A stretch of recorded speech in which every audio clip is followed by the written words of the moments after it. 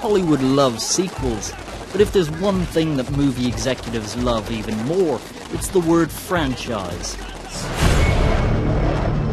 A team is being assembled. They're the best operatives in the world. 2009 saw the release of G.I. Joe Rise of Cobra, the first in what Paramount hoped would become a lucrative money spinner for the studio. After all, when your film is originally based on a line of toys, the merchandising possibilities are almost endless.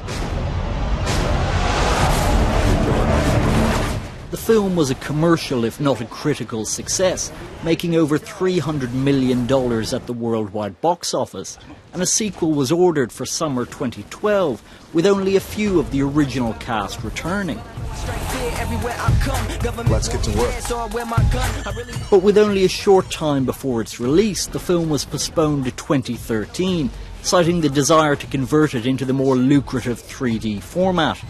The late nature of the announcement led to much online speculation that parts of the film needed reshooting, with the cast and crew caught up in the midst of a whirlwind of negative publicity.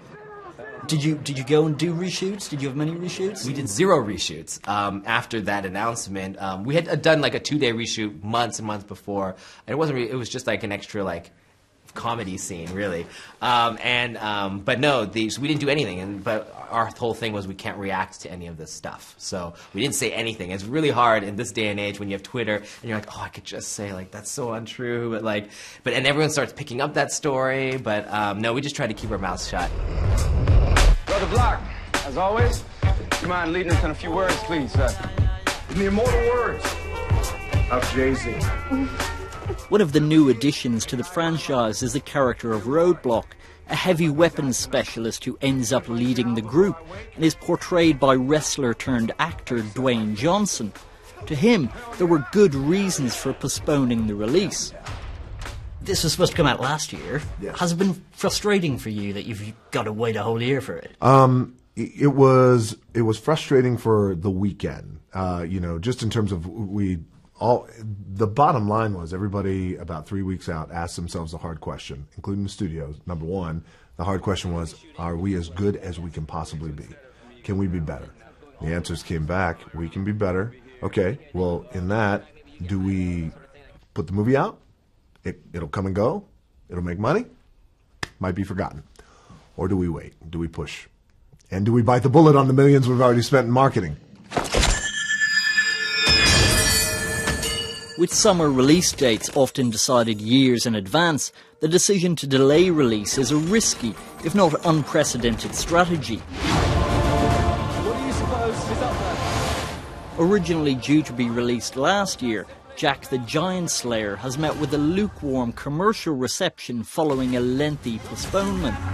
You always look so cool. The man in the cool, beautiful shirt.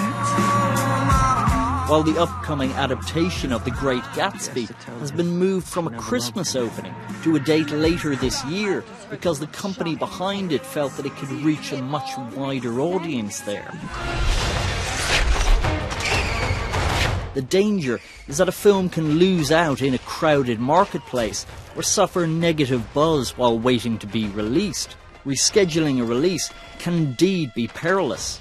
It is quite a radical thing to do, particularly after the short notice I had last year. It's a risky thing to do, and you think from a studio perspective, look, there's a board and it's a publicly traded company, and they'd spent millions of dollars in marketing, and I was so happy to get that call from the studio. We're going to push. How do you feel about that? I said I support it 100%. We'll convert it to 3D. We will create something that's amazing. Drive it like you stole it. As your good friend, you need a new catchphrase. With the public appetite for 3D, particularly the post-converted kind, not wholly proven, Paramount will be hoping that their decision to play the long game will be vindicated and that the film proves to be one of the summer's big hits.